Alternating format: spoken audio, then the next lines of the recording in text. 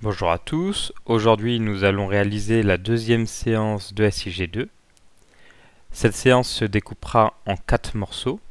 Une première partie assez courte consistera simplement à discuter du retour sur votre TD numéro 1, sur ce qui a été, sur ce qui pourra être mieux et ce qui pourra être amélioré.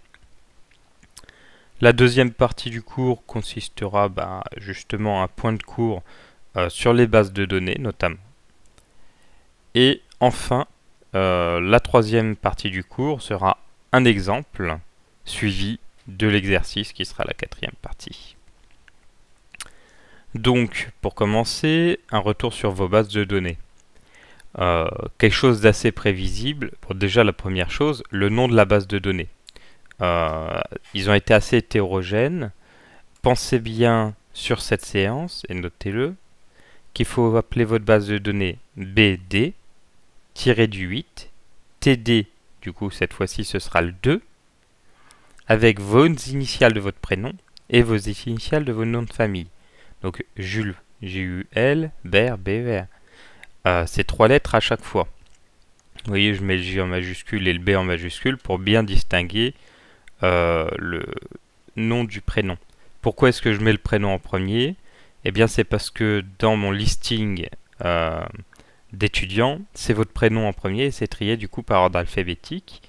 Et donc, quand moi je vais me retrouver avec toutes vos bases de données que j'aurai téléchargées, ça va être beaucoup plus pratique si ils se mettent dans le même ordre alphabétique que dans mon listing.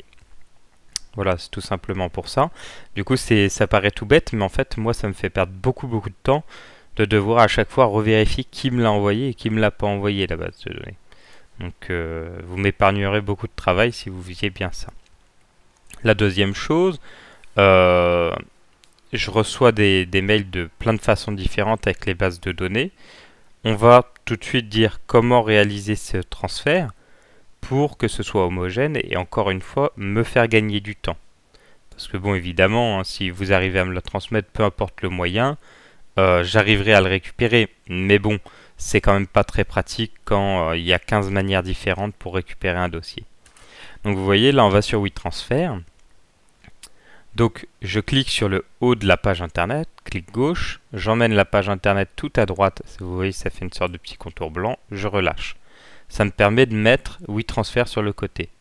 Vous probablement sur vos ordinateurs vous devrez accepter les conditions générales du logiciel 2 fois pour arriver sur cette page là. Ensuite, vous prenez votre base de données entière. Donc il faut savoir que du coup, dedans vous aurez pour la dernière séance l'exemple avec les différentes cartes, la base de données et l'exercice pareil avec les différents plans de travail, la carte exportée et les bases de données. C'est important de bien tout mettre dedans quand vous faites votre travail, c'est vraiment de tout enregistrer dans la base de données parce que si il y a des fichiers qui traînent sur le bureau et que vous ne me les envoyez pas, moi après quand j'ouvre votre base de données, il y a des petits points d'exclamation rouge partout et puis je pourrais pas du tout les visualiser. Autant si vous avez par exemple ceux de fichiers qui étaient à l'extérieur, vous avez enregistré votre plan de travail de cette façon et vous êtes dit au dernier moment, ah bah oui mais ça faut le mettre dans les exercices. Du coup vous avez fait ça. Hop, là les liens relatifs qui existaient entre la carte de l'an et la base de données n'existent plus puisque dans les liens relatifs ça disait par rapport à là où je suis localisé il faut que je rentre dans l'exercice et que j'aille chercher les données. Là du coup ça marche plus parce que votre carte de localisation elle est plus là elle va voir juste l'an et FR admin, elle va plus voir le fichier exercice. Mais ça c'est pas très grave parce que moi j'ai quand même les données brutes. Et quand je vais ouvrir et que je vais voir l'an, je vais quand même deviner qu'il faut que je recrée un lien avec le fichier qui va se trouver dans l'an, puisque le fichier était bien nommé. Donc voilà, c'est juste pour vous dire, ça c'est petites erreurs que j'ai vues assez couramment. Donc là, on prend le fichier, on le met dans WeTransfer, vous voyez, je l'ai juste sélectionné, je viens le drag and drop sur WeTransfer, il me dit déposez vos fichiers. Je relâche. Et je marque dans les 3 petits points obtenir un lien de transfert. Je fais obtenir. Donc là, je charge le lien. Je vais pas aller jusqu'au bout, mais en tout cas, ça va vous afficher un lien WeTransfer que vous pourrez quitter, enfin que vous pourrez copier, excusez-moi. Ce lien, ensuite, vous allez dans votre boîte mail étudiante. Comme ça, moi j'ai bien votre nom et votre prénom, puisque c'est l'adresse qui est formatée comme ça. Et vous me l'envoyez le lien en marquant juste au-dessus 6 juin mon travail de SIG1 TD2. Et vous mettez aussi SIG1 TD2 dans le titre du mail. Comme ça, moi, j'ai une simplicité à récupérer les fichiers ensuite. Qu'est-ce que je peux vous dire d'autre? Parmi les erreurs que j'ai vues. Bon. Déjà, je reprends mes notes.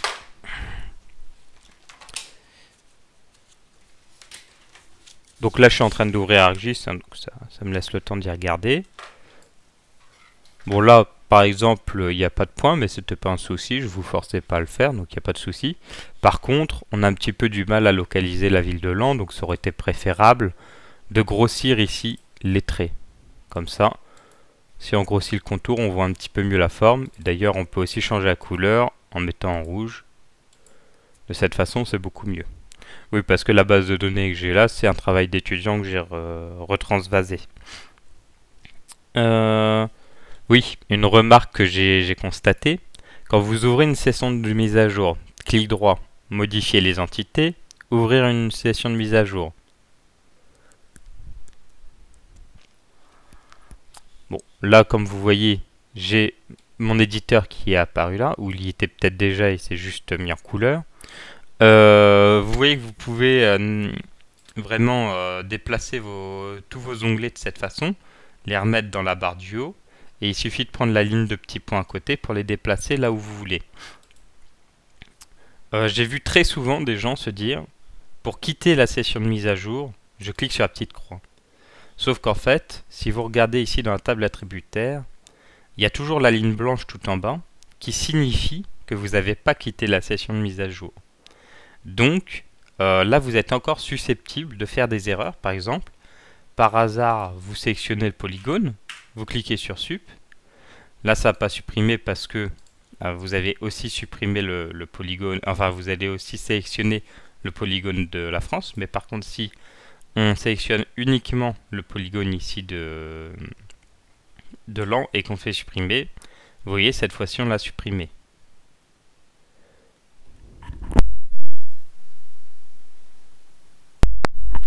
Donc, comment éviter ça? Eh bien, maintenant pour récupérer notre fenêtre de mise à jour, vu qu'on l'a fermée, il faut aller la récupérer. Donc c'est personnalisé, barre d'outils, et vous avez l'outil éditeur. Voilà. Et donc là, vous récupérez votre fenêtre, et vous voyez, là j'ai rien enregistré. Donc si je quitte la session de mise à jour sans enregistrer, je fais, voulez-vous enregistrer? Non. Et bien ça annule toutes les modifications que j'avais faites. Donc le polygone de Laon revient. Donc c'est pour ça que quand vous créez un point et que vous quittez la session de mise à jour sans enregistrer, bah du coup le point disparaît parce que vous ne l'aviez pas enregistré. Et vice versa, hein, si vous faites une erreur, eh bien vous quittez sans enregistrer et puis comme ça l'erreur disparaît.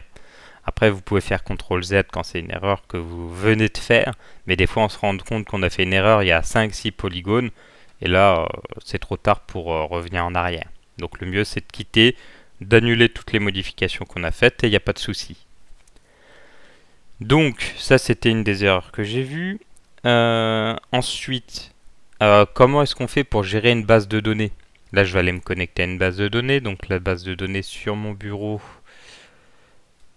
qui s'appelle... Voilà. Donc, je l'ouvre. On a les exemples. On a les exercices. Là, c'est une base de données qui est plutôt bien organisée. Évidemment, ça s'améliore, mais bon, ça, c'est ce que je proposais de toute façon dans le TD. Si on prend la carte de localisation et qu'on le glisse sur exemple ici, j'ai pas réussi à le ressortir. Bon, par exemple, qu'est-ce que je pourrais faire? C'est le glisser dans exercice. Voilà. La question c'est est-ce que on va conserver les liens de cette façon-là? Et je vais vous donner la réponse tout de suite. C'est, vous voyez là maintenant on a Reims qui est apparu.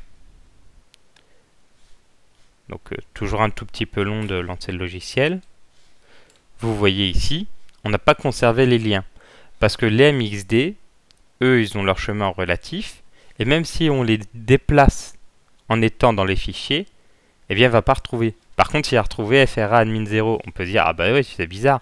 Mais non, c'est pas bizarre, parce que ce qui s'est passé dans la base de données que j'ai là, hop, ça c'est pas la bonne, c'est que dans exercice, eh bien, on retrouve aussi FRA admin, comme ici.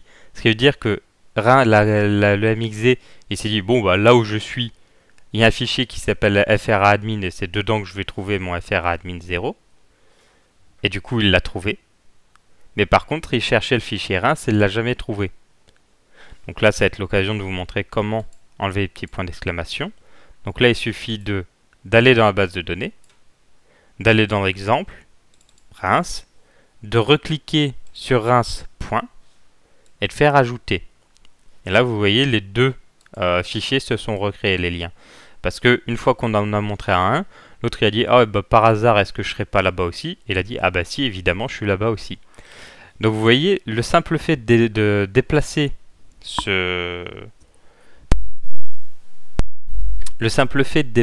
un MXD, ça corrompt tous les liens.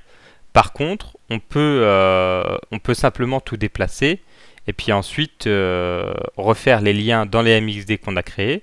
C'est pour ça qu'on n'essaie jamais d'en avoir trop, parce que sinon on passe 1 heure à refaire les liens sur chaque MXD une fois qu'on a rangé la base de données. Mais voilà, vous aurez compris. Bon, évidemment, là, sur cette carte-là, il manque le nord et tout, mais je pense que c'est parce que j'ai ouvert la 1 et pas la 2. D'ailleurs, en parlant du nord, vous verrez dans ce cours que vous réussirez à avoir accès à la banque de données des flèches du nord qui est proposée par ArcGIS, puisque on a trouvé avec les informaticiens d'où venait le problème. Et vous aurez aussi accès aux différents styles pour les points. Donc vous pouvez mettre des hexagones de 20, ce genre de choses. Voilà. Ensuite, la dernière chose que j'ai à vous faire remarquer, que j'ai constaté lors du TD, c'est que vous avez du mal à naviguer quand vous êtes dans la fenêtre de mode de mise en page. Donc si vous regardez, vous allez ici dans le mode de données. Et bien ici on a une barre qui est grisée. Et là, les outils de navigation, ils sont en couleur. Ce qui fait que là, on peut se déplacer avec la petite main. On peut zoomer. Et on peut dézoomer. On prend la petite main, on navigue. Quand on passe dans le mode de mise en page, vous voyez que tout ça, ça s'est remis en couleur. Parce qu'en fait, ça, c'est des outils spéciaux pour le mode de mise en page. Donc, si on prend la petite main, et bien là, on va pouvoir naviguer dans le mode de mise en page et en particulier sur cette page-là. Vous voyez, on peut se déplacer. Ça correspondrait à faire manuellement avec les barres sur le côté, ces opérations-là. Bon, là, du coup, vu que je ne suis pas plus zoomé, je ne peux pas aller de gauche à droite, mais en tout cas, vous voyez. On a le zoom qui permet aussi de zoomer sur la page. Et le dézoom, vous imaginez bien, qui permet de dézoomer. Et nos outils qui fonctionnaient sur le plan de travail initial, sur le mode de données, ils fonctionnent toujours dans l'espace qui présente les données. Et cet espace-là, vous voyez, c'est l'espace qui est circonscrit ici, qui est en fait le bloc de données couche. Si je crée un nouveau bloc de données, j'aurai un deuxième petit onglet qui sera le bloc de données de l'autre. Et dans ce bloc de données, puisqu'il est en noir foncé, je peux naviguer avec ces outils-là. Et zoomer sur la France, par exemple. Et dézoomer. Vous voyez? Hop. Voilà. Bon, et bien c'était tout pour cette première partie, où je vous ai fait quelques remarques sur les choses qui ont eu un peu de difficulté. Évidemment, bon, je pourrais rentrer dans le détail sur pourquoi certaines bases de données, j'ai pas réussi à les ouvrir ou quoi. Mais bon, peu importe. Maintenant, vous savez comment la transmettre de bonne manière et comment faire en sorte qu'il n'y ait plus les points d'exclamation. Donc ça devrait déjà régler la plupart des problèmes. On va maintenant pouvoir discuter des compétences que vous avez acquises lors du TD numéro 1. Donc je vais considérer à partir de maintenant que vous savez réaliser une carte de localisation simple. Cette carte de localisation consiste à trouver de la donnée SIG. Donc vous savez donc trouver des shapefiles de la commune, enfin des communes de France et du contour de la France. Vous savez mettre ces différents shapefiles dans une base de données, puis la connecter à votre logiciel de SIG, donc ArcMap. Vous savez ajouter des fichiers depuis la base de données jusqu'à votre plan de travail via le ArcCatalog. Organiser les couches dans le plan de travail grâce à la partie table des matières et en particulier l'afficheur par ordre d'affichage des couches. Et vous savez réaliser du coup une carte simple dans le mode de mise en page en modifiant la symbologie de chacune des couches, en réalisant une carte avec les 5 éléments qui doivent l'accompagner, hein, la flèche du nord, le titre, l'échelle, la source et la légende. Et vous savez ensuite l'exporter et enregistrer votre espace de travail.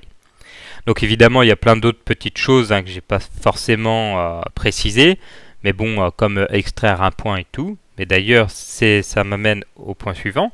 Cet exercice qui paraît de prime abord un petit peu long, mais quand même relativement simple, eh bien, c'est vraiment l'exercice qui regroupe quasiment tout ce qui est un SIG. Ça vous permet vraiment de visualiser toutes les potentialités d'un SIG de façon extrêmement simple.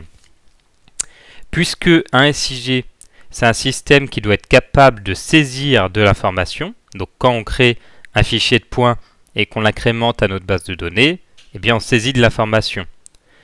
Ce qu'on fait aussi, c'est du stockage. Il doit être capable de stocker de l'information et quand notre point on l'enregistre dans notre base de données, eh bien c'est du stockage. Il doit être capable d'extraire de l'information. Quand vous sélectionnez votre polygone de Reims et que vous l'exportez dans la base de données, eh bien là c'est de l'extraction que vous faites. De l'interrogation, eh bien c'est ce que vous faites quand vous allez dans votre base de données et que vous cherchez le polygone qui correspond à Reims. Évidemment, ça c'est très manuel, mais il y a des manières beaucoup plus efficaces de le faire et où c'est vraiment des requêtes qu'on fait au logiciel pour qu'il nous sorte directement la bonne information. Il doit être capable d'analyser les données. Ça, c'est pas quelque chose qu'on a réalisé. Pour vous donner un petit exemple, si on avait cherché toutes les villes qui se trouvaient à moins de 10 km de Reims, eh bien là, on aurait fait une analyse via un SIG. On ne l'a pas fait, mais on le fera plus tard.